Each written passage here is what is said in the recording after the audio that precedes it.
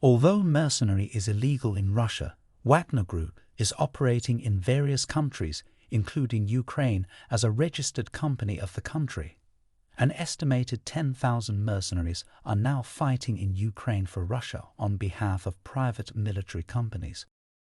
These fighters have recently played a key role in the long and costly battle to wrest control of Bakhmut from Ukrainian forces. The group, which claims to be a private military company, fights for Russia, but the Russian government appears to be taking steps to rein it in. But what exactly is Wagner, who is in the group, and what is it doing? And why is the Russian government now trying to crack down on them? The Wagner Group, formerly known as PMC Wagner, was first identified in 2014. At the time, they were supporting pro-Russian separatists in eastern Ukraine. While it was a secret organization, its members were operating in Africa and the Middle East. At the time, it was believed to have 5,000 fighters, most of whom were veterans from Russia's elite forces and special forces. Since then, Wagner's activities have grown considerably.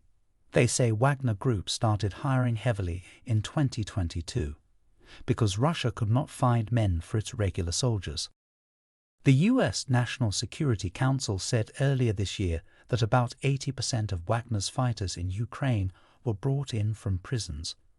Royal United Services Institute think tank Dr. Samuel Remeni said that the group is running public recruitment campaigns on billboards in Russian cities. It is also referred to as a patriotic organization in the Russian press. What are they doing in Ukraine?